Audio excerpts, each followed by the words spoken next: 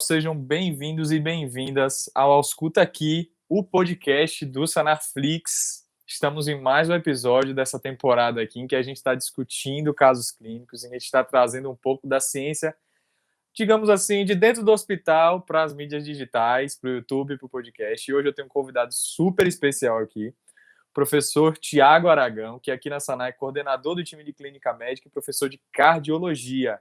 E hoje a gente vai bater um papo sobre um caso muito interessante. Professor, seja muito bem-vindo ao Escuta Aqui. Muito obrigado por ter aceitado o convite. E hoje a gente vai clinicar bastante aí na cardio, hein? Gabriel, muito obrigado pelo convite. Estou muito animado de estar aqui com vocês nessa nova plataforma, né? A gente está nas aulas do Flix, tem residência, enfim. E vamos lá, vamos discutir que o caso é bem interessante. Estou bem animado. É a primeira vez, professor, que você grava podcast? É o primeiro? É o primeiro. Pronto, então vai ser uma estreia triunfante aqui, tá? Um Então vamos aprendizado. começar, sem mais delongas. Caso clínico típico ou não típico, professor? Foi o senhor que escolheu, conta aí pro pessoal. Só para dar uma... Foi caso de vida real, é caso Uhum. típico, caso de vida real, paciente pronto-socorro que eu atendi, participei de discussão. Inclusive, discuti esse caso com alunos da faculdade, lá na faculdade de medicina. Então, caso de vida real. Não é inventado, não. Boa. Então aqui, ó. O paciente é o SMA, é um homem de 58 anos que chegou no pronto-socorro com uma dor precordial e epigástrica há um dia. E aí, só nessa queixa principal, eu acho que a gente já consegue fazer uma temporada de podcast aqui, porque dor torácica, dor abdominal, é um tema interessantíssimo para a gente discutir diagnósticos diferenciais e para discutir principalmente, eu acho que assim, a anamnese e semiologia dessa queixa, né, professor? Então, eu já deixo aí para você falar um pouco sobre isso, já dá uns macetes pro pessoal, porque dor torácica nem sempre é infarto, e nem sempre infarto vai se manifestar com dor torácica, tá certo? Perfeito, é isso mesmo, Gabriel. Assim, dor torácica é uma ciência, né? Porque você vai passar por várias especialidades diferentes num diagnóstico diferencial, né? O que pode doer na região do tórax? A gente tem pulmão, a gente tem coração. O coração pode doer por conta do pericárdio, do miocárdio, né? Até do endocárdio. Então, a gente tem nessa região também estruturas, grandes vasos, principalmente a aorta, né? Quem tem que se preocupar. A dor também é epigástrica, e a epigástrica já amplia mais ainda, né, o teu leque de diagnósticos diferenciais, porque a dor epigástrica, a região superior do abdômen tem também diversos órgãos, né, pâncreas, vesícula biliar, fígado, estômago. Então, assim, diagnóstico diferencial é bem amplo, né?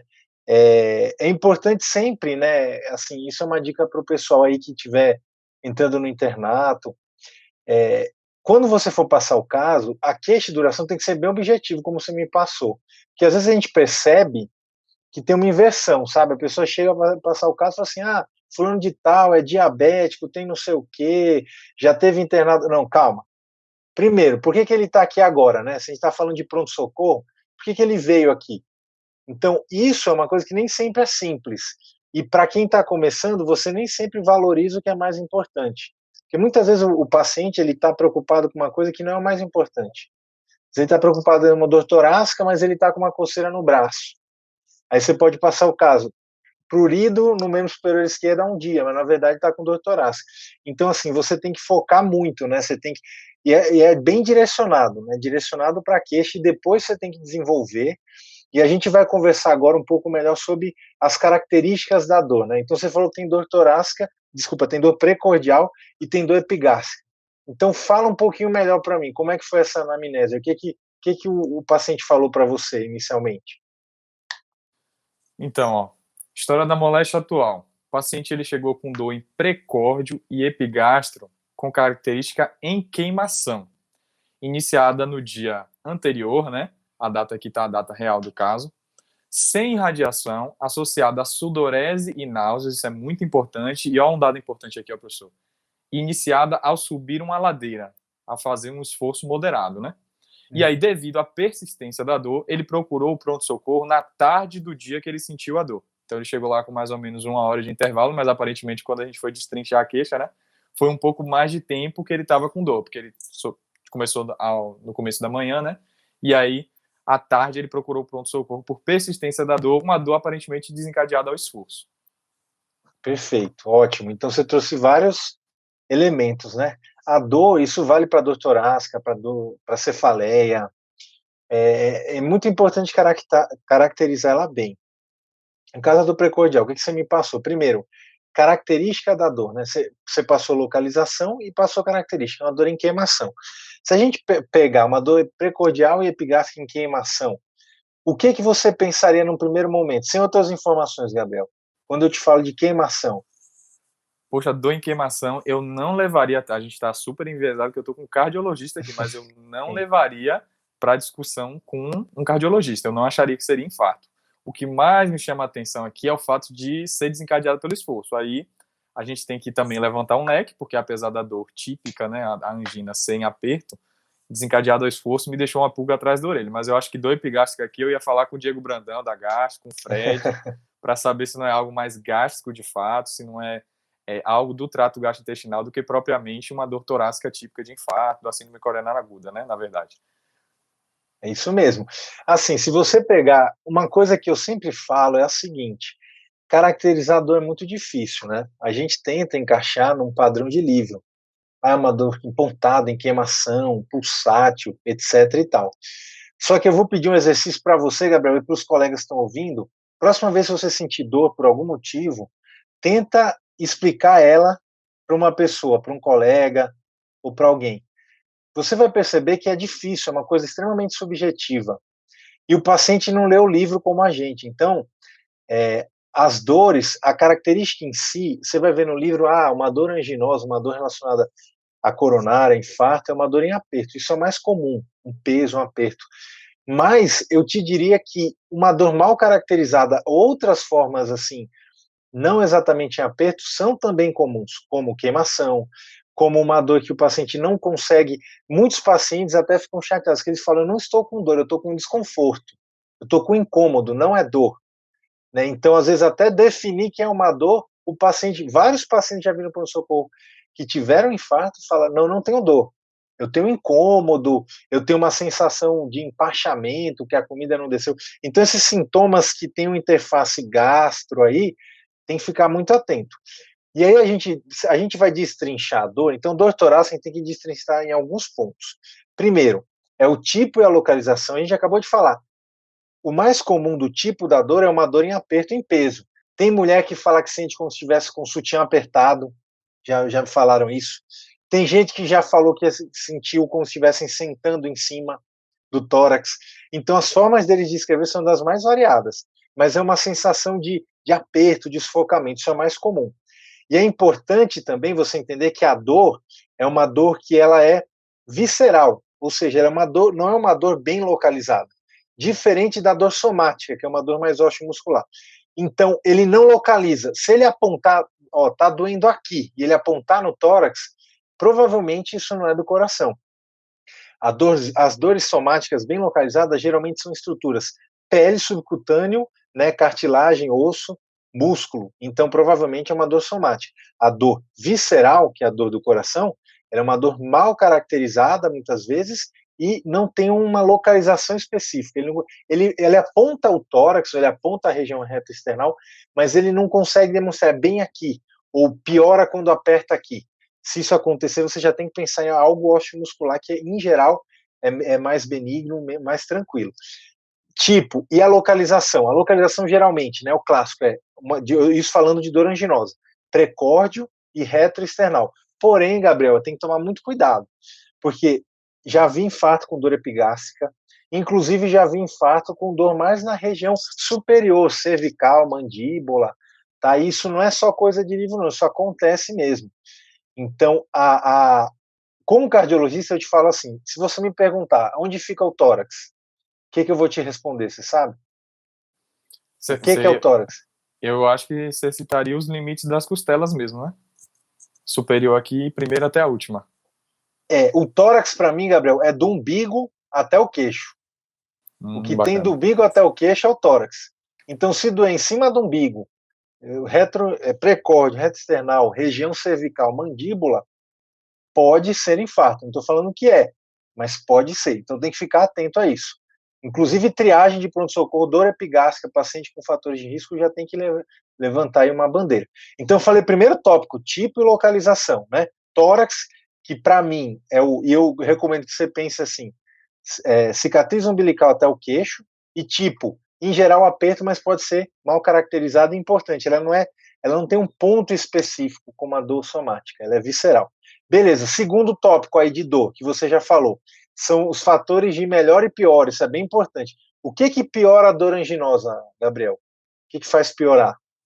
O esforço, né? Acho que a exigência do coração por mais oxigênio, assim, oxigênio não, por mais sangue. Quando você aumenta o débito, você sente a piora do sintoma. Perfeito, você aumenta a demanda. Isso pode ser por um esforço físico, mas existem outras situações, estresse emocional. Por quê? Porque você taquicardia, a pressão sobe. E aí a gente tem um dado na cardiologia que a gente usa bastante, duplo produto. Você sabe o que é duplo produto? É a frequência e pressão, né? Frequência cardíaca e pressão arterial. Perfeito. Quanto maior o duplo produto, maior a exigência do coração. Então, quando você fica nervoso, você tem uma discussão, você fica ansioso, a tua frequência sobe, a pressão sobe, o duplo produto sobe, aumenta a demanda do coração por oxigênio, por sangue, como você falou, e isso pode gerar também desencadear a demanda. É uma demanda cardíaca e angina. Isso é importante porque tem gente que acha que se a pessoa chegou com dor no peito após uma discussão, é piti, né? Não vai ser nunca um problema cardíaco, né? Vai ser, tá estressado. Mas a gente sempre tem que pensar no pior. A gente pensa no pior, descarta o pior, e daí depois você vai ficar com um diagnóstico diferencial de, sei lá, de um transtorno psiquiátrico, ansiedade, etc. Beleza, a gente já viu. Então, piora com estresse físico e com uma discussão, então estresse emocional também, né? E o que melhora a dor anginosa? O repouso, sem dúvida. Repouso, e tem um remédio também que a gente usa que pode ajudar. O AS, o nitrato? O nitrato. O AS não. O AS, na verdade, ele não tem ação antianginosa, né? Ele é um antiagregante plaquetário, ele vai ajudar no tratamento, que a gente vai discutir. Mas para dor, o nitrato, ele tem uma ação venodilatadora, certo? Então, ao venodilatar e dilatar as coronárias, ele ajuda em dois pontos. Primeiro, dilatando coronária, né, você vai melhorar a oferta. E segundo, quando você faz venodilatação, você diminui retorno venoso, certo? Se você diminui retorno venoso, você vai ter uma pré-carga menor. Então você tem uma exigência menor do coração, com diminuindo a pré-carga. Ele enche menos, né? Então a pressão diastólica final do coração vai ser menor. Aí então, uma coisa, fala. professor, só para não terminar esse raciocínio, porque eu sempre tento trazer uns toques de prática, assim, de vida real, porque eu acho, o AS, eu acho que o medicamento, para mim, na fonte voz da minha cabeça nesse momento, né? Acho que é o medicamento mais utilizado no mundo, porque eu presenciei alguns infartos no estágio de emergência, eu estagiei no hospital, que é na clínica, né? Eu passei pelo Hospital do Coração aqui da Bahia, né? O nosso INCOR, mas é o querido Ananeri aqui.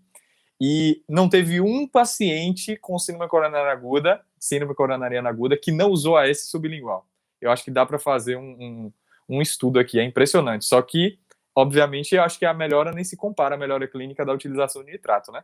Mas no momento agudo, de fato, a gente já está antecipando um pouquinho de tratamento, mas tem um pouco de redução de sintoma, alguma coisa, ou é só placebão mesmo? Não, o AS em si não, porque o AS não age ele não tem ação analgésica em si, o AS. Até tem, na verdade até tem porque ele tem ação anti-inflamatória, mas assim, a dose anti-inflamatória do AS ela é bem maior do que a dose que a gente usa antiagregante. Só para você entender, o AS usado nos Estados Unidos a gente não usa muito, né? É difícil você falar que alguém está com dor de cabeça e tomar AS no Brasil, né? É bem difícil. E eu acho que isso porque eles não têm dipirona lá, eles não usam dipirona. Mas isso é um assunto para outro podcast, inclusive. Por que não tem dipirona nos Estados Unidos? Mas, assim, o AS, na dose que a gente usa habitual, de 200 a 300 miligramas, ele tem uma ação inflamatória pequena. Ele tem mais uma ação antiagregante plaquetária. Então, efeito antianginoso, se houver, não antianginoso especificamente, mas para dor é pequeno, tá? O paciente com dor, o ideal é que você use um antianginoso, e assim, o antianginoso de escolha são os nitratos, principalmente sublingual. Você falou do AS sublingual, assim, o que a gente recomenda quando fala tratamento um pouquinho melhor, mas é para mastigar mesmo. Para mastigar, porque você já começa a ter uma absorção na mucosa julgal, mucosa dentro da boca. Você já começa a absorver assim. Então, se você suspeita de um infarto, você dá o comprimido e pede para a pessoa mastigar. E cuidado, assim, a maioria dos serviços públicos tem os comprimidos de aspirina, né? Porque o ácido acetil salicílico é vendido com várias marcas. Algumas marcas, elas são cobertas com substâncias para diminuir a dispepsia. Então tem uma liberação lenta. Nesse caso, não, você tem que usar aqueles comprimidos, mas não é cápsula, é comprimido mesmo, e pedir para mastigar, tá? Porque aí vai absorver mais rápido. Mas a gente já está quase terminando o tratamento, né? Ainda na anamnese, né, Gabriel? Antecipei demais a pergunta. Não, mas fica tranquilo. Vamos só terminar a anamnese. A gente falou de tipo e localização da dor, a gente falou de sintomas de melhora, né? O critério de melhora e piora, melhora, né, o repouso e o nitrato. E, por fim, de sintomas associados em radiação. Seria o terceiro tópico aí das características. Os sintomas associados geralmente são relacionados à ativação simpática, né? Porque quando você tem um infarto, você vai ter uma ativação automática aí do sistema simpático. E o que esse sistema simpático faz? Ele faz taquicardia, ele faz sudorese, ele vai fazer você ficar pálido, tem palidez cutânea, tem náusea e vômito. Então, assim, quando você vira um paciente, tá com dor torácica, ele tá pálido, sabe, aquela sudorese fria, você encosta, ele tá pegajoso, você tem que desconfiar que é um infarto, tá? Tem que desconfiar, porque pode ser mesmo. E tem uma outra situação que é bem importante, que são os chamados equivalentes anginosos. Já ouviu falar disso? Já. Já ouviu falar, né? Já Já. pegou alguém com um infarto que era um equivalente anginoso? Não peguei. Então, sobre equivalente anginoso, a pessoa não tem dor torácica, mas ela tem esses sintomas associados. Então, ela vai falar, é um mal-estar, né, uma náusea, uma sudorese fria, às vezes uma dispneia, que do início agudo, e aí não tem dor. Então, você tem que ficar muito atento. Que paciente que pode ter esse tipo de problema, de equivalente anginoso, Gabriel? Principalmente mulher, sexo feminino, né, diabética, e acho que idosos também, né, porque idosos têm geralmente quadros mais assintomáticos, digamos assim. Não sei se eu estou enganado. Isso, atípicos, é isso É. mesmo. Mulheres, diabéticos, idosos. Tem outros quadros também, renal crônico, mas o grosso que a gente vai pegar no dia a dia é isso. Já presenciei um caso que eu atendi, foi um infarto com supra, né, só, e foi Dia das Mães, a pessoa, no caso era o paciente, ele almoçou, e aí que sintoma que ele teve? Começou a passar mal, aquela náusea, sensação de empachamento, teve vômito, sudorese fria, não teve dor. Ele foi levado no ambulatório, no pronto-socorro, e eu perguntei várias vezes se ele teve dor, não teve, e eu falei, não, vamos fazer um eletro, já que é diabético, infarto com supra. Então, assim, tem que tomar cuidado e se suspeitar, faz o eletro. Então, a gente viu as características, né? Tipo e localização, fatores de melhora e piora, irradiação, faltou irradiação. Irradiação para cima, tá? Irradiação para cima. Então, vai irradiar para pescoço, mandíbula, membros superiores. Aquela irradiação clássica para o membro superior esquerdo, ela acontece mesmo. O problema é que, assim, como isso é uma coisa que foi muito ventilada na imprensa, etc., o que acontece? Pessoas que têm problemas psiquiátricos, às vezes, chegam relatando isso. Então, você perdeu um pouco da especificidade dessa queixa no infarto, porque isso é uma coisa que aparece em filme, aparece em novela. Então, assim, não dá para confiar sempre. Você fala assim, não, se tem dor no peito e irradiou para o braço esquerdo, é infarto, com certeza. Calma, avalie o paciente, né?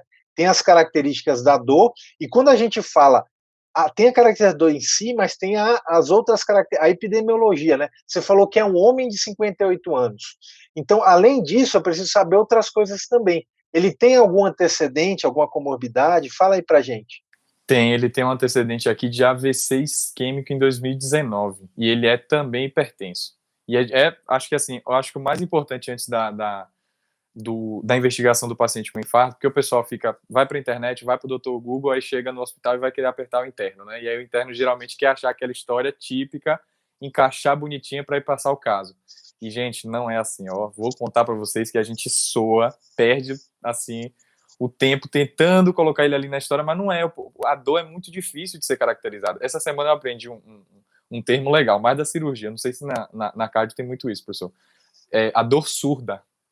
Que é aquela dor ali que ela não te diz nada. É engraçado que é dor surda, mas ela não fala, né? Devia ser dor muda, mas é a dor que ela é pouquíssimo característica. E aí é o cara do abdômen agudo obstrutivo, que tem fibrilação atrial, o Fred adora esse caso, né? A mulher que é tabagista, que tem fibrilação atrial e faz isquemia mesentérica, que ela começa com uma dor super inespecífica, assim, quando você vê, ela tá com o mesentérico todo esquemiado. A mesma coisa é o paciente com infarto.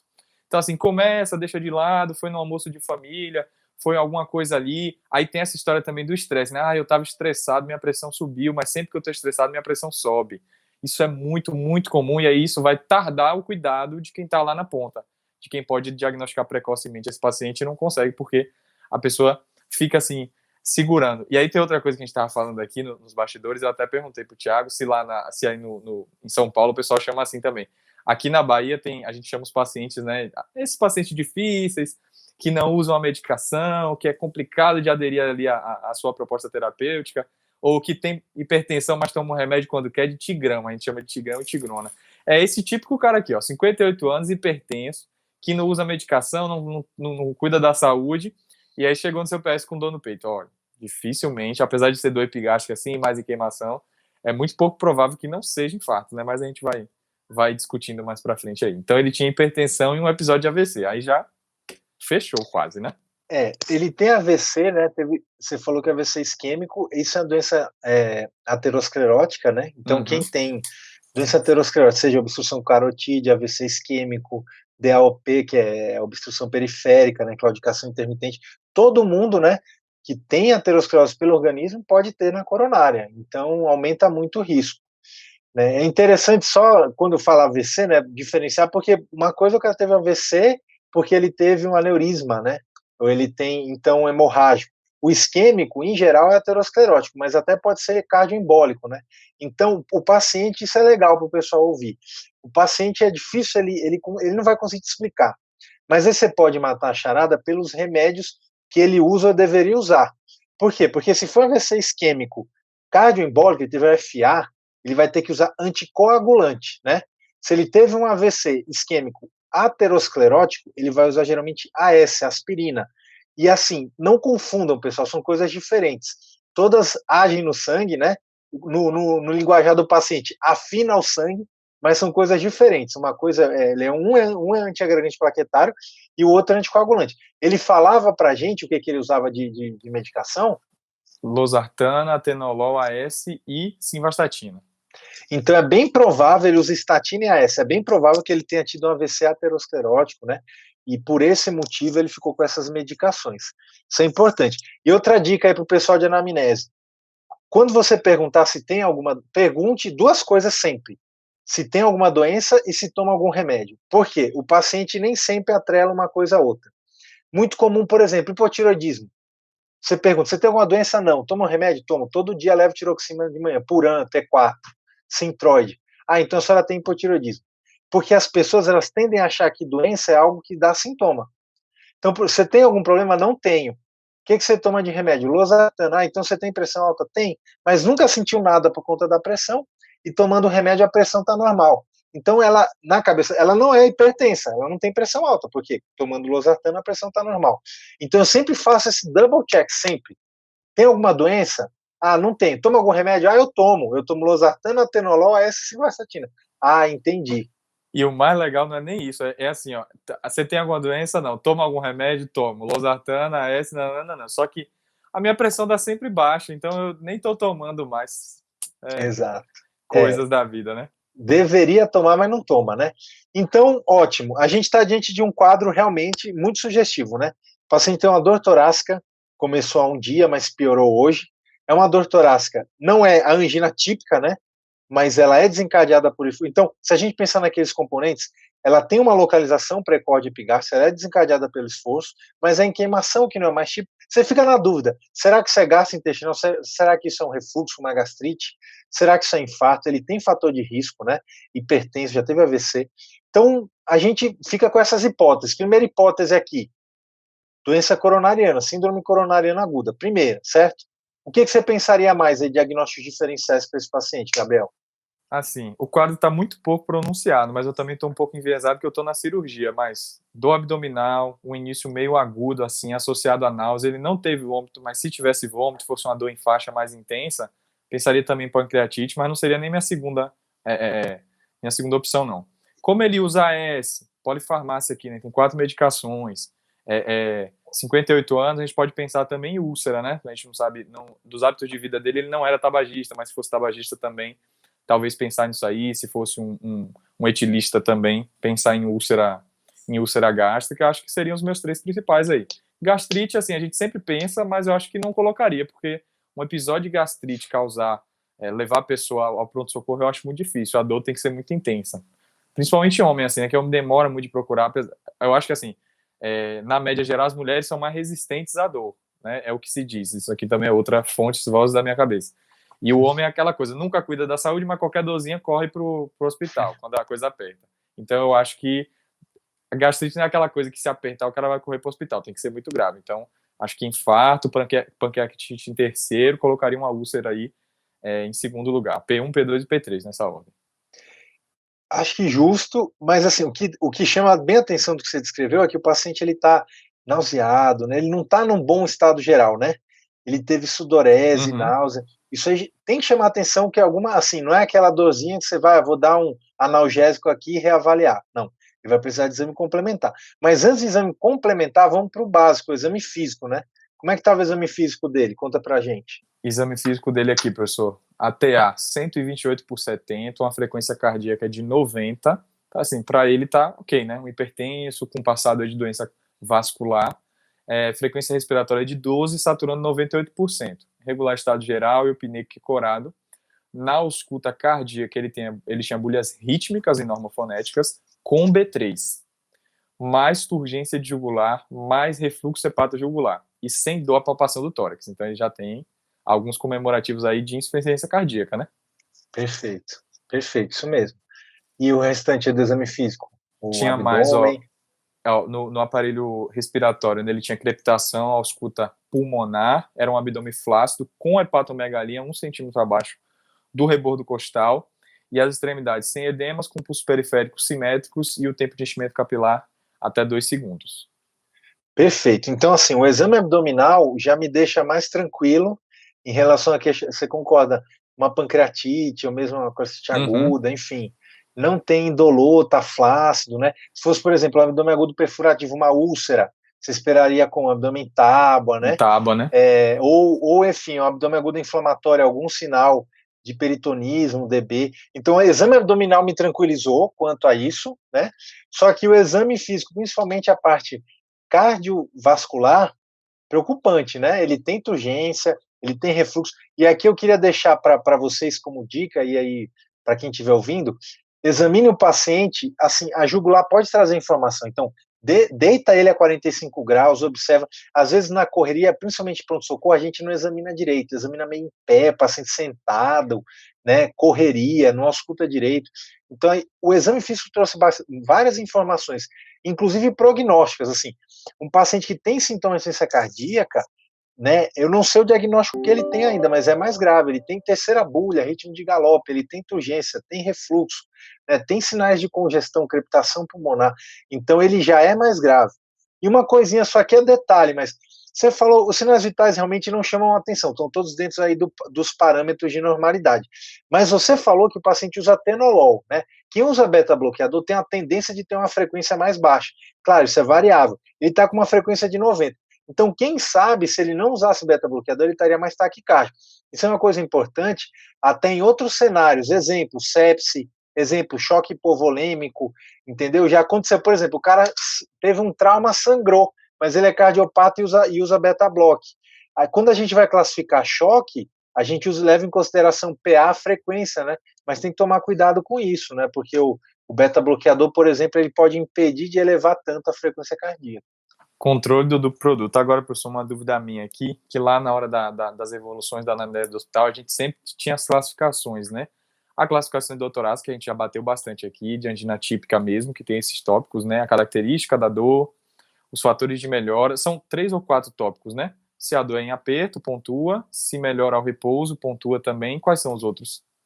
A gente, assim, a classificação mais básica seria a característica da dor, tipo localização, aperto precordial, piora, né, melhora, então piora com esforço físico, né, e o terceiro tópico é que melhoraria com nitrato ou repouso. Isso seria a angina típica.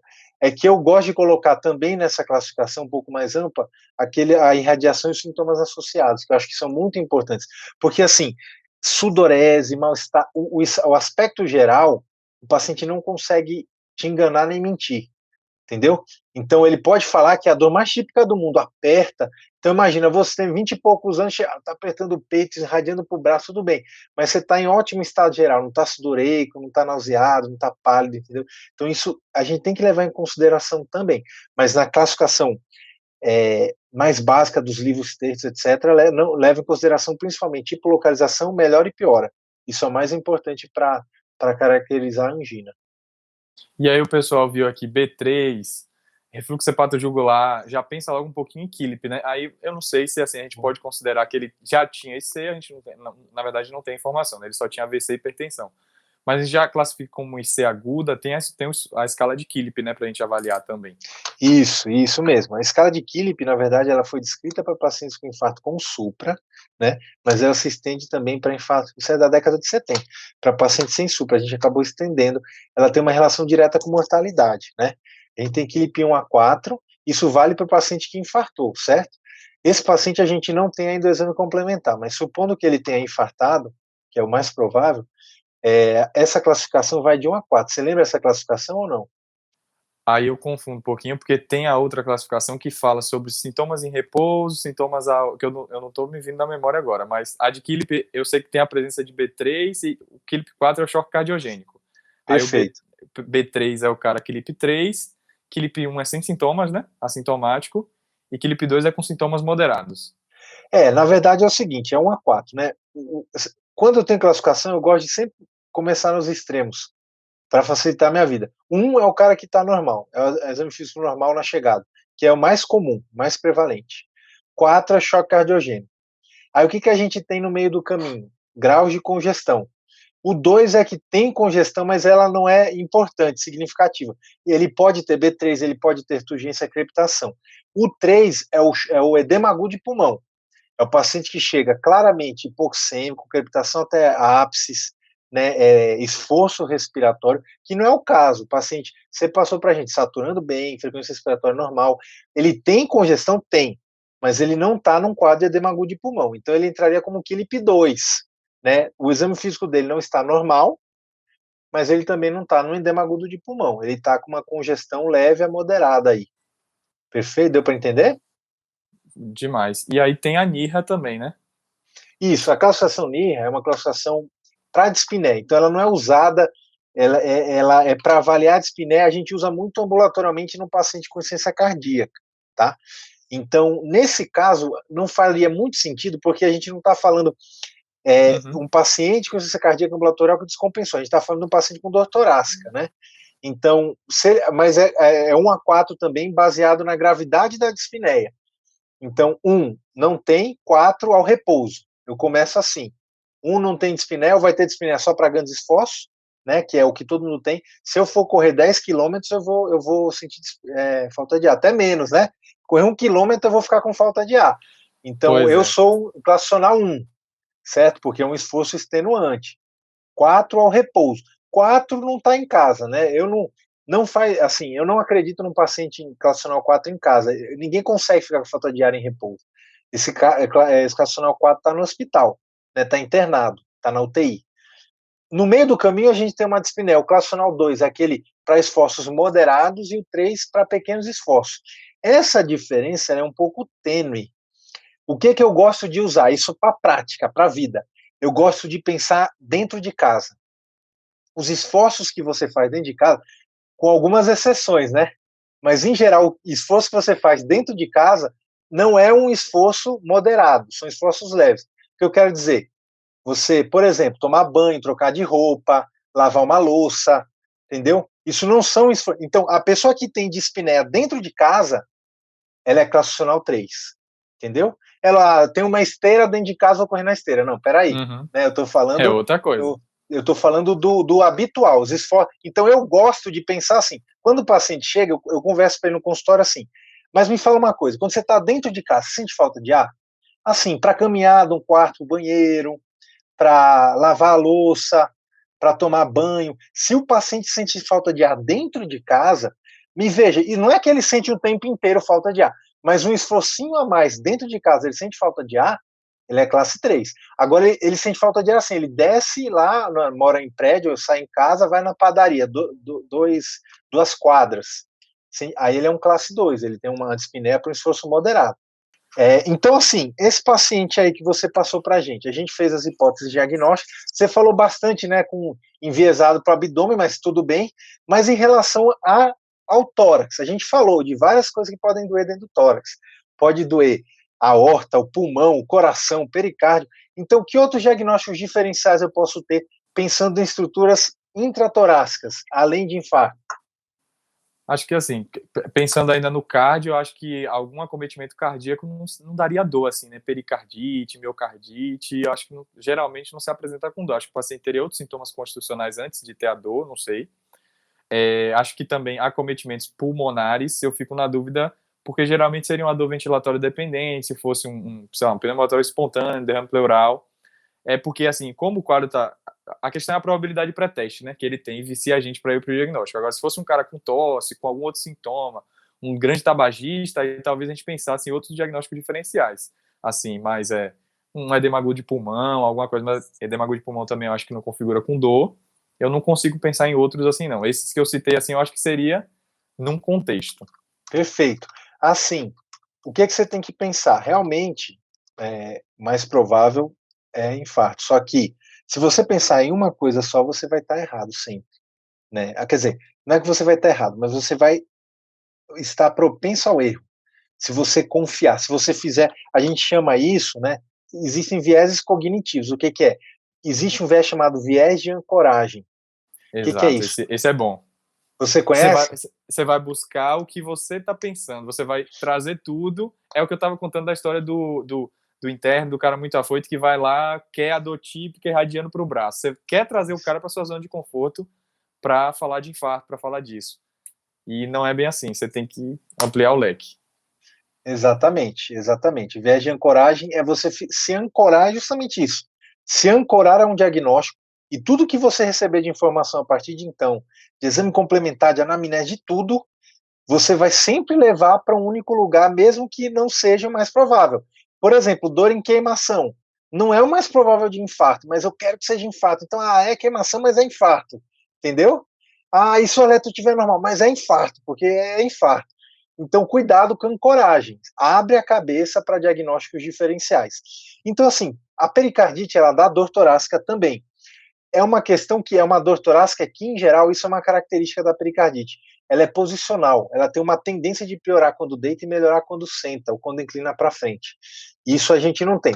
Você tem razão, e ela pode ter uma característica parecida com as causas pulmonares, de ser ventilatório dependente. A movimentação faz uma das lâminas, né, a lâmina parietal e visceral do pericárdio movimentarem, né, encostarem na pleura e gerar essa dor ventilatória dependente. Pulmão, realmente, menos provável, né? Se a gente pensar, será que ele tepou e está com dor torácica? É mais agudo em geral, o paciente chega mais taquicárdico, enfim, ele tem, em geral, outras alterações do exame físico, taquipneia, tem fatores de risco, né? Uma viagem recente, uma mobilização, uma cirurgia câncer, né? Para pensar em TEP. Dissecção de aorta, por exemplo, também é dor forte, intensa. Detalhe da dissecção aqui, você tem que ficar esperto. Dissecção, em geral, é uma dor muito forte, mais aguda. E se a gente pegar de revisão de literatura, a dissecção, o paciente chega, em geral, com pouco tempo de dor, porque é uma dor, em geral, insuportável. Então, 90% dos pacientes com dissecção chegam no pronto-socorro com menos de 6 horas de dor. Entendeu? Porque é uma dor que ele não fica em casa. Esse paciente está com dor desde ontem. Então, fala um pouco menos a favor. E tem os comemorativos de dissecção, né? Que a gente não pode se apoiar tanto. Por exemplo, déficit perfusional, né? Diferença de pulso e pressão. Você sabe quantos por cento, Gabriel, dos pacientes com dissecção tem assimetria de pulso e PA? Eu já ouvi essa orelhada na enfermaria, mas eu não vou saber responder agora. É em torno de 1/3. Então você fala assim, não, a pressão tá assimétrica nos dois braços, não é dissecção. 2 em cada 3 pacientes que dissecam tem uma pressão simétrica, entendeu? É É que, mais, tem um, é que nem a fala, tríade de Beck do tamponamento, que só um terço apresenta a tríade dos pacientes que têm tamponamento, né? E todo mundo fica buscando abafamentos e os outros dois. abafamento, isso, exatamente. Então, você, assim, você tem que saber os achados clássicos, lógico, mas você tem que entender também essa epidemiologia, né? Não é tão comum. Por exemplo, dissecção poderia ter, você pode teria ausculta de insuficiência aórtica. Quando é uma dissecção proximal, ela pode causar insuficiência aórtica. E você tem um sopro diastólico, que ele não tem, né? No relato da ausculta. Sopro diastólico acontece em cerca de 50%. Então, olha só, é mais comum sopro diastólico de IAO, insuficiência aórtica, do que a simetria de pulso IPA. Mas é o que tem no livro, é o que todo mundo fala, que a gente vai atrás e às vezes esquece de auscultar e procurar um sopro diastólico. Então vamos lá, a gente já está bem, acho que encaminhado nesse caso, só que a gente precisa agora dos Uhum. exames complementares, né, para entender melhor. O que veio assim nesses exames, Gabriel? Fala para primeiro, antes de falar dois exames, quais são os exames? Assim, a gente pode pedir um mundo de coisa aqui, né? Mas o que você Uhum. acha mais importante nesse primeiro momento? O ECG, né, que até se manda fazer em até 10 minutos, aí talvez um raio-x de tórax e exames complementares laboratoriais. Eu acho que esses três aí dá para dar o caldo já da discussão Perfeito. toda. De exame laboratorial, o que é mais importante aí? Aí eu tenho um viés, professor, porque aqui na prática, a depender da situação, a gente tem pouco, mas eu acho que é a troponina ultrassensível, que não está 100% disponível, CKMB, né? Certo. Muito bom você ter falado isso. Então, assim, muito justo, dor torácica, eletro e raio-x, assim, você nunca vai errar de pedir eletro e raio-x. Inclusive, você falou, só que eu vou até complementar a tua fala. Você falou que o eletro deve ser feito em 10 minutos. Ele deve ser feito e interpretado. Não adianta fazer, a enfermeira deixa ali e você está atendendo outro paciente, entendeu? É feito, visto, interpretado. Você está na dúvida, chama um colega, um preceptor, mas até 10 minutos você tentar fechar. E o mais importante é buscar o supra, né? Se tem supra, porque é uma emergência médica. Se tiver supra, radiografia pode ajudar. Radiografia pode ajudar em causas pulmonares, né? Pode ajudar a ver a aorta, se tiver um alargamento mediastino. Tamanho do coração, cardiomegalia, congestão pulmonar, ajuda bastante. O eletro é fundamental em relação a marcadores de necrose do miocárdio, né? Você falou da troponina ultrassensível e de CKMB. Atualmente, é o seguinte, a definição universal de infarto, a última de 2018, as diretrizes internacionais, europeia, americana e agora brasileira desse ano, todo mundo fala a mesma coisa, converge para o quê? Peça troponina. Você só deve pedir outro marcador se você não tiver a troponina disponível. E aí eu vou te falar por quê, Gabriel. Imagina esse cenário. Você pediu a troponina, não é ultrassensível, você pediu a troponina que você tem e a CKMB. Imagina que a troponina veio normal e a CKMB veio alta. O que você faz? Aí eu chamo a Deus por ajuda, porque eu caí no conto do vigário do exame complementar. Isso, aí você vai confiar. A minha pergunta é: se os exames vierem, se eles vierem convergentes, ótimo. Se eles vierem divergentes, você vai acreditar em quem? Tecnicamente, eu teria que acreditar mais na troponina, né? Porque ela é Perfeito. ultrassensível. Mas aí tem aquela coisa que o Alencar até gosta de falar, que quando a troponina é ultrassensível, e a gente gravou até um podcast com ele aqui, fica pro pessoal que tá ouvindo, tem um podcast sobre intervenções médicas necessárias aí. Que a troponina ultrassensível, ela também é ultra não específica. Então, a gente Perfeito. acaba caindo no falso positivo aí, né? Perfeito. Só que assim, concordo com você, pode acontecer. Só que, veja, a MB não vai trazer informações melhores. Então, você pede a troponina, não pede MB, porque ela pode te confundir. Porque é o seguinte, você tem que pedir um marcador que seja específico do miocárdio. A troponina ela não é específica de uma doença, ela não é doença específica, mas ela é específica do miocárdio. A MB não é. A MB ela tem mais no miocárdio, mas tem na musculatura esquelética. Então, se você for lá, Gabriel, eu sei que você faz crossfit, você vai lá, faz crossfit e fica com dor torácica depois do supino lá. Pede MB, ela pode estar alta por lesão muscular, entendeu? A troponina, isso não vai acontecer. Então, pede um marcador, pede a troponina. Se é infarto ou não troponina elevada, isso é motivo para um podcast inteiro falar de troponina, tá? E diagnóstico Uhum. diferencial. Agora, não vale a pena. Se a gente fizer estudo de custo-efetividade, você vai ver quanto de dinheiro a gente economizaria de não pedir mais MB. Uhum. tendo a troponina, além de ter essas possíveis confusões, entendeu? Então pede troponina, pede eletro, raio-x e troponina, a princípio. Então, assim, vamos agora, a gente não tem a imagem para quem estiver ouvindo a gente, mas conta pra gente o que você viu nesses exames complementares iniciais. O raio-x eu achei normal, professor. Não sei se Ah, tem ó. alguma alteração aqui. E no eletro, eu até pedi ajuda dos amigos, porque o pessoal ficou um pouco confuso, que parece que não é eletro muito típico, não, porque parece que tem infra de PR, mas aí eu vou te pedir ajuda aqui para interpretar.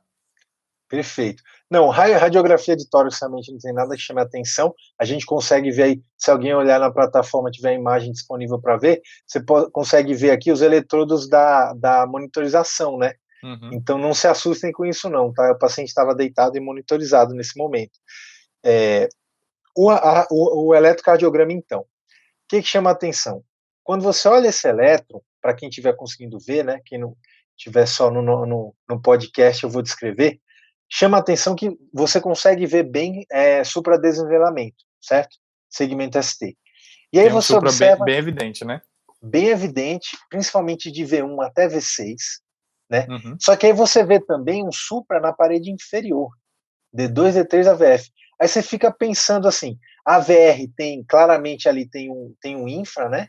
E na parede lateral, D1, D2, você não consegue ver supra. Então, assim, poxa, você fica pensando, caramba, ele tem supra em parede anterior e inferior. Será que isso é uma pericardite, é supra para todo lado? Ou tem outra opção, que é esse Uhum. caso aqui, que aí foge um pouquinho do habitual que a gente vê. Foi isso que a gente estava conversando, exatamente. Isso. Porque Será que ele ele tem tem um uma. supradifuso, né? Isso, ele tem um supra em parede anterior extensa, ele tem um supra em parede inferior. Porque você esperaria, o normal, se tem supra anterior, tem um infra na parede inferior. Então você vai. Será que esse paciente ele tem uma pericardite? Ou será que ele tem uma outra opção, aí é mais para o especialista, ele pode ter uma descendente anterior muito proeminente, muito grande, que irriga também uma parte da parede inferior. Isso pode acontecer. Isso foge um pouco do clássico, mas isso pode acontecer. E aí, se a gente olhar aqui os exames complementares, claro, vai demorar um pouco para sair todos os exames, não é imediato, né? A gente já vai ter que trabalhar com esse eletro. Então, você viu esse eletro, esse paciente com essas características de dor, você já vai ter que tomar uma atitude, tá? Você não vai precisar, vou esperar a troponina para tomar uma conduta. Não. O que você faria? Então, esse paciente, ele tem clínica de infarto, né? Tem dor, tem Probabilidade epidemiologia, pré-teste. probabilidade pré-teste altíssima. E aí você faz um eletrocardiograma que ele tem um suprassegmento ST em parede anterior inferior, sugere isquemia. Então, o que você faria de tratamento? Exames complementares. A troponina não deu tempo de sair ainda. A troponina vai sair daqui 1 hora. Espera a troponina. O que você faz? Ele está com dor nesse momento. Não dá para esperar. Tempo é músculo, a gente tem que partir pro famigerado, ó, pro Virgílios aí essa semana que ele tava embaralhado no flashcard e o Monabiche, né? Opa, você viu isso aí? É isso aí mesmo. Eu vi. Bonabiche. Bonabiche. Você vai ter que fazer o tratamento, né? E o tratamento, ele basicamente, ele vai englobar. Lembrando rapidamente da fisiopatologia, né? O infarto tipo 1, que é o mais comum, é o infarto que acontece por uma ruptura ou erosão de uma placa aterosclerótica. E essa ruptura vai fazer com que aquele core lipídico que estava encoberto pela capa fique à disposição ali do sangue que está passando, né? E esse contato leva a um processo de agregação plaquetária e de formação de trombo. Então a gente vai ter que agir nessa fisiopatologia. A gente vai ter que dar antiagregante, vai ter que dar anticoagulante. O paciente está com dor, ele vai ter que receber antianginoso, a gente já conversou sobre isso, né?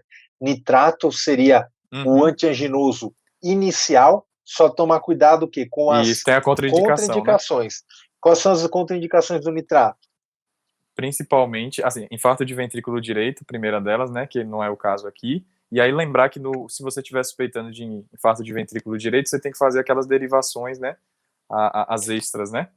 Que é V8, V9, Isso, ou são as R's que faz o outro lado? Porque tem as das costas e tem a do lado direito, né? é isso aí. Esse paciente ele tinha supra em parede inferior, então vale a pena Uhum. você fazer. V7, V8, V9 vai para as costas, né, região axilar Isso. posterior, você vai ali para a ponta da escápula V8, V7 axilar posterior, V8 ponta da escápula, V9 é para vertebral. e as derivações à direita, V3R e V4R. É só você espelhar V3 e V4 para a direita. Espelha eles para a direita. Para a direita para ver o VD e lá para trás para ver a parede que, né, Zé Alencar, que me perdoe, a gente costuma chamar de dorsal, mas realmente não é dorsal. É uma parede lateral. Não existe parede dorsal, mas ela é consagrada pelo uso desse termo. Quando tem supra V7, V8, V9, a gente acaba chamando de dorsal, apesar de não ser acurado do ponto de vista anatômico, essa denominação. Mas a gente fala de infarto ínfero-dorsal, por exemplo, apesar de não ser a melhor nomenclatura para isso, mas é o que está consagrado. Então, você precisa fazer tudo isso, mas se tem supra, você tem que pensar no seguinte: supra é igual a artéria fechada, a artéria está ocluída. Se ela está ocluída, eu tenho que abri-la o mais rápido possível. É diferente do sem supra, né? Com supra, a artéria ocluída. E a gente chama isso de reperfusão, tem que reperfundir. Como que a gente pode reperfundir uma artéria coronária? Aí tem duas opções, a depender do tempo também, mas preferencialmente você tem que ir para o CAT, né? Se Isso, não der, se não tiver disponível, a terapia trombolítica química mesmo, né? exatamente. O ideal, quando disponível, como você falou, é fazer uma que a gente chama de angioplastia primária, né? Fazer o cateterismo e fazer a angioplastia com stent. Esse é o tratamento padrão, o melhor tratamento disponível. Só que nem sempre a gente tem serviço de hemodinâmica. E a gente costuma usar os tempos, né? Se você consegue transferir o paciente, você não tem hemodinâmica onde você está.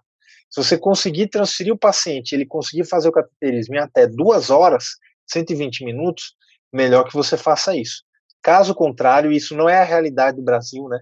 Poucos serviços conseguem essa transferência tão rápida. Eu te falo porque dentro da própria USP, por exemplo, a gente tem o INCOR, para quem estiver ouvindo que for de São Paulo, INCOR fica região oeste de São Paulo, né? Região mais central ali, bairro de Pinheiros.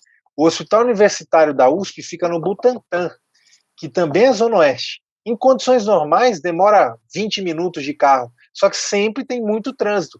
Então, se a gente tem um infarto com supra no hospital universitário que fica na USP, no Butantã, a gente tromboliza, porque não dá tempo dele chegar em 2 horas para o INCOR. E não é uma distância tão grande assim. Então, imagina em outros centros, né? Por exemplo, em Salvador, na Bahia, com certeza o pessoal acaba tendo que trombolizar, porque é difícil essa logística. A trombólise, quando você vai trombolizar, você tem que sempre lembrar de critérios, né, de contraindicações absolutas, de exclusão contra indicações absolutas, que basicamente, resumidamente, é o risco dele sangrar e principalmente na cabeça. E é isso que você tem que saber. Então, AVC isquêmico nos últimos 3 meses, AVCH na vida, já teve AVCH, esquece, uma malformação, né, um tumor de sistema nervoso central, aí você não vai trombolizar. Tá? E tem algumas outras também, suspeita de dissecção, se o paciente tem um sangramento grave ativo, mas em geral é isso. Então fiz ali um checklist. Na prática, né, é bom ter um checklist, nem que seja no celular ou impresso, para você porque passar. Porque é tudo muito ali. rápido, né? É tudo muito rápido, é sempre bom ter um checklist. Então, considerando que você não consegue transferir, faz o checklist, não tem contraindicação para trombólise, vai trombolizar. E aí, trombolítico, a gente tem os que a gente chama de fibrina específicos e o não fibrina específico, que basicamente é a streptokinase. Está em desuso, né, a gente tem usado muito mais os fibrina específicos, que é a alteplase e a tenecteplase. Isso, tenecteplase. A alteplase é interessante ter no serviço porque ela pode ser usada para trombólise do infarto e do AVC. A tenecteplase só tem estudo para infarto, não tem estudo para trombólise de AVC. E a tenecteplase tem uma vantagem que ela é em bolos, né? Então você pode fazer, por exemplo, o SAMU poderia fazer. Sim. Tem alguns serviços, eu sei que em Curitiba, Paraná tem, que o médico do SAMU vai na casa da pessoa, faz o eletro, manda por telemedicina, né, para o cardiologista avaliar, indicou trombólise, ele faz o trombolítico na própria casa da pessoa.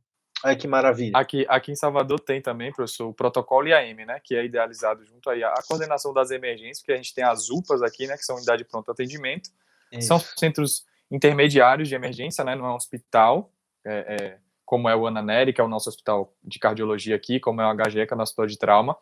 Mas aí o que acontece? Às vezes falta trombolítico na UPA e a SAMU vai na UPA trombolizar o paciente ou fornecer algum insumo para dentro de tórax e tal, porque é tudo muito interconectado.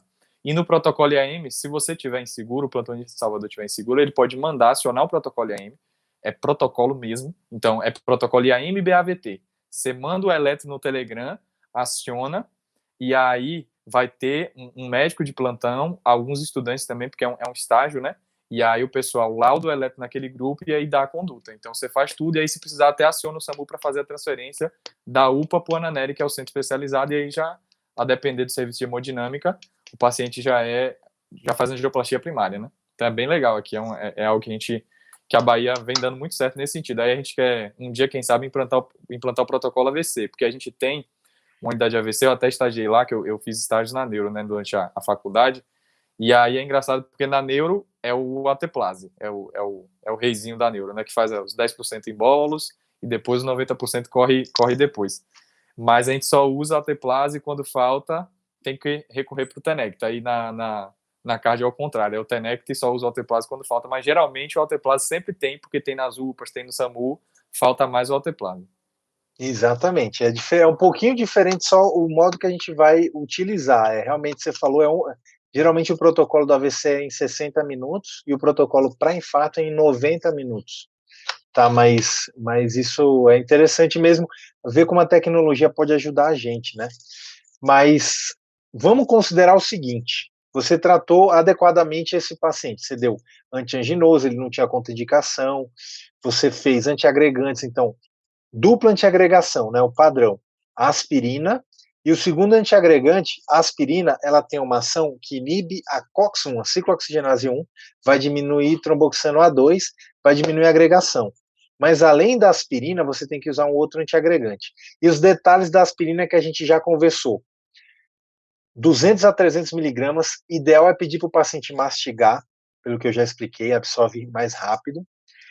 Se o paciente já usa aspirina cronicamente, como é o caso desse paciente, você não precisa necessariamente fazer ataque de 200 a 300. Você pode fazer só a dose habitual dele de 100.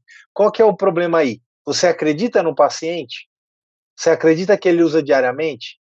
Se você tem dúvida, é melhor fazer um ataque, certo? E o segundo antiagregante plaquetário, que vai ter uma outra ação, ele vai agir em outro tipo de receptor, o P2Y12, que seria o clopidogrel mais usado. A gente tem também ticagrelor e prasugrel. Na vida, no dia a dia, a gente usa muito mais o clopidogrel. Ele é mais barato, ele está mais disponível, e tem um detalhe fundamental nesse caso aqui. O clopidogrel, ele não é tão potente quanto os outros, mas ele sangra menos. Então, para o paciente que faz trombolítico, eu só posso usar junto com esse clopidogrel. Eu não posso usar aqueles outros antiagregantes.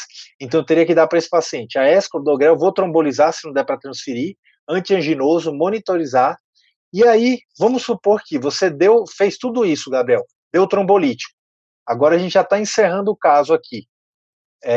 O que você tem que observar para ver se deu certo a trombólise ou não? Se você teve sucesso na reperfusão. Aí tem que observar a melhora da dor, redução do supra, eu acho que 50% na primeira hora, salvo engano. E aí tem um terceiro critério que eu sempre errava na discussão, mas eu não estou lembrando agora também. Aí eu preciso ir para o livro para relembrar. Mas são 3 critérios. Isso, na verdade, os critérios mesmo mais importantes são esses dois, é a dor e o eletro. Tem um outro que é um ritmo de reperfusão, que às vezes entra. Mas só que o ritmo de reperfusão, ele não é bem um critério, porque ele não é obrigatório. Não é obrigatório ter RIVA, que é o ritmo de reperfusão. Para quem está ouvindo a gente, é o ritmo idioventricular acelerado. Ou seja, é como se fosse uma taquicardia ventricular largo, mas não está tão taquicárdico. É uma frequência lá de 60, 70, 80. Não chega a ser 120, 130, entendeu? Como se fosse uma TV com uma frequência mais baixa. Isso é o RIVA.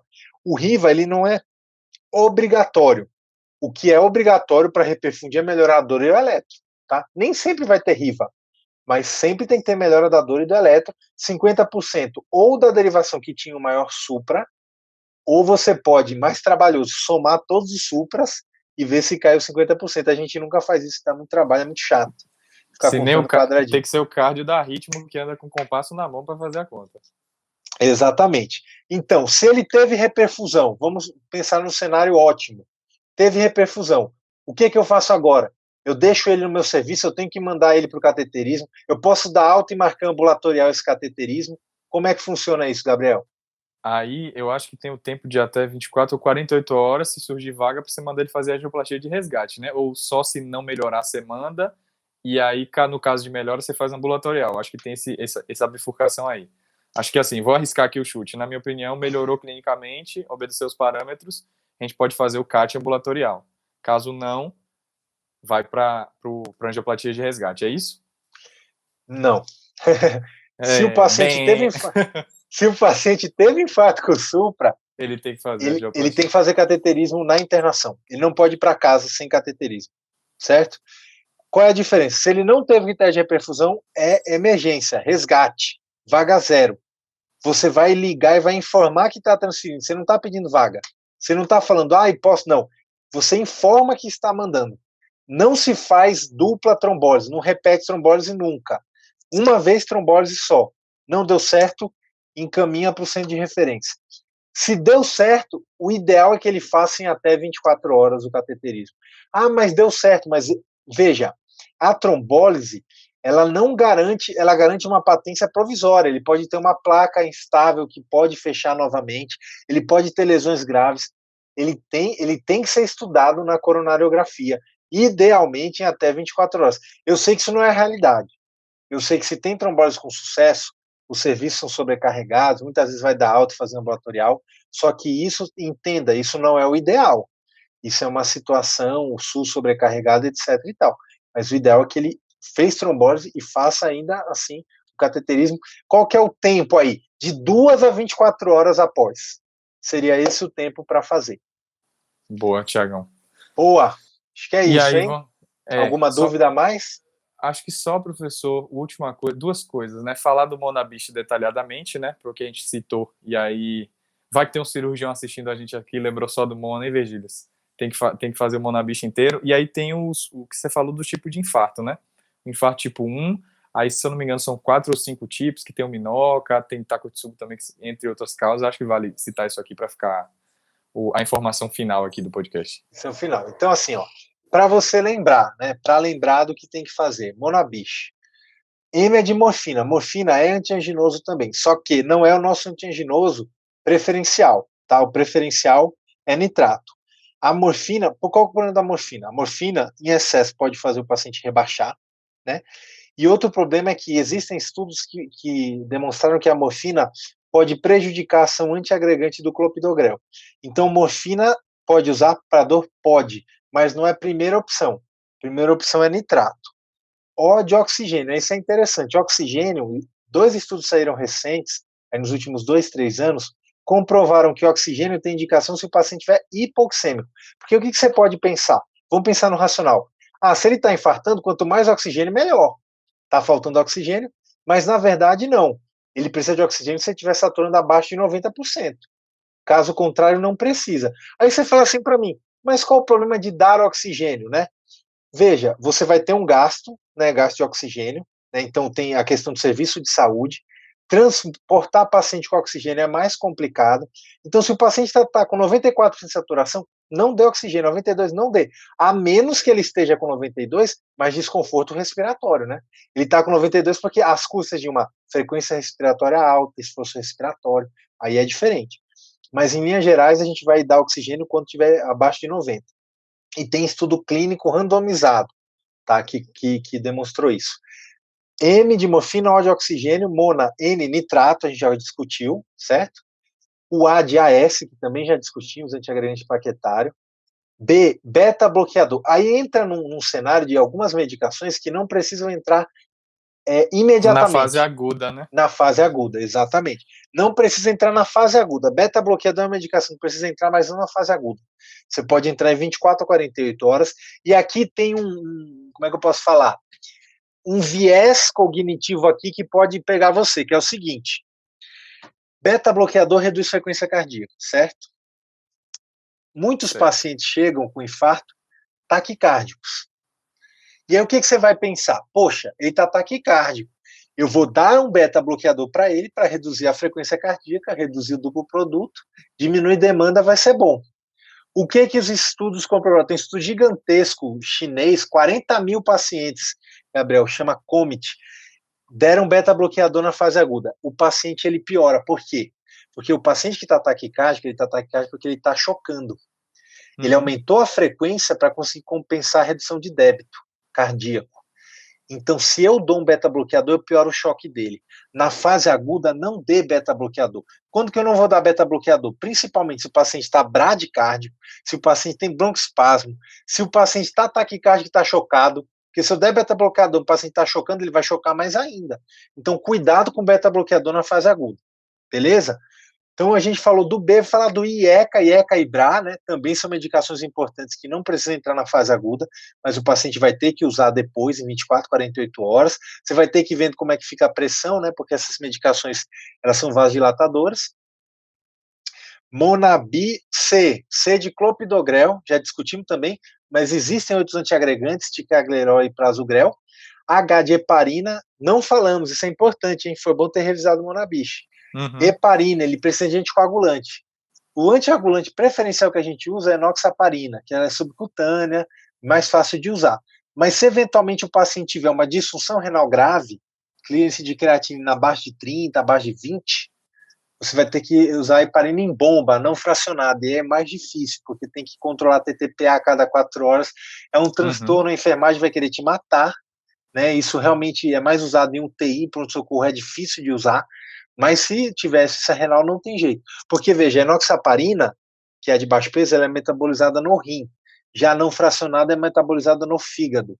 Então, eu posso usar para paciente que tem doença renal mais séria. E, por fim, a letra E de estatina. A estatina também não tem tanta urgência, mas ela vai ter que usar a estatina de alta potência para reduzir o LDL. Então, em resumo, Monabish, morfina oxigênio, nitrato, AS, beta-bloqueador, IECA, clopidogrel, heparina e estatina. Tudo e isso. Aí, só isso aí. E Só por isso. fim, professor, os tipos de infarto. Perfeito. A gente tem 5 tipos de infarto. O mais comum é o infarto tipo 1. E só para falar rapidamente o que é infarto, né? Afinal, o que é infarto? Quarta definição universal de infarto. Podem procurar aí na internet, 2018. Você tem que ter uma elevação de troponina, isso está lá na definição. Então, pela definição universal, não é elevação de MB, é elevação de troponina acima do percentil 99, isso vai estar lá no laboratório, ele dá o percentil 99, que é o valor de referência, né, um padrão de elevação de troponina acima desse percentil, mais isquemia aguda. E o que é isquemia aguda, Gabriel? É dor, que a gente já discutiu, ou equivalente anginoso, eletro com alteração de ST, onda T ou onda Q, eco com alteração segmentar, coronariografia com trombo, ou a quinta opção, que é a mais drástica, necrópsia com trombo na coronária, que é o que a gente não quer, né, mas a necrópsia também. Então, uma vez que eu tenho a elevação de troponina, que é injúria miocárdica, com isquemia aguda, eu tenho infarto. E eu tenho 5 tipos. Tipo 1, rotura ou erosão de placa, que é o mais comum, é o tradicional. Tipo 2 é desbalanço entre oferta e demanda. Pode acontecer, por exemplo, um ataque à arritmia, certo? O tipo 3 é aquele paciente que ele teve um infarto, morreu, não teve tempo de coletar troponina, e o diagnóstico acaba sendo por necrópsia, né? Então é o infarto tipo 3. O tipo 4, ele está relacionado com o procedimento de angioplastia, tá? E aí o tipo 5 está relacionado com o procedimento de revascularização cirúrgica. É o infarto pós a cirurgia de bypass, de ponte safena mamária. Deu para pegar direitinho aí? Fechamos com chave de ouro aqui, professor. Muitíssimo obrigado mais uma vez por ter aceitado o convite. E acho que eu já vou fazer o convite ao vivo aqui. A gente discutiu hoje com o Supra. Será que vem aí um próximo episódio para a gente discutir infarto sem Supra? Opa, com certeza. Estou à disposição. Fico à disposição. Vai ser bem legal. Tem outros detalhes aí que a gente não discute aqui, que dá para ampliar do tratamento, né? Estou super à disposição. Vamos na próxima aí. Vamos então, juntos, tamo junto. Fechou demais. Brigadão, professor. Te liberar aqui, que eu sei que você está com reunião aí. Agradecer demais a sua presença aqui. Já pedi para a Tami para aliviar. Tamires, obrigado por ter liberado o professor Thiago para a gente aqui. Tem episódio com a Tamires aqui também. Obrigado para todo mundo que ouviu até aqui, tá? E esse é só mais um episódio de uma discussão que a gente voltou a ter aqui, professor, que era o Clube de Casos, que a gente fazia lá no começo do Sanaflix, e a gente está adaptando aqui para o podcast para trazer a ciência do pronto-socorro, do hospital, para os seus ouvidos aí, para você escutar quando e onde quiser. Valeu? Então, brigadão Maravilha. e até a próxima.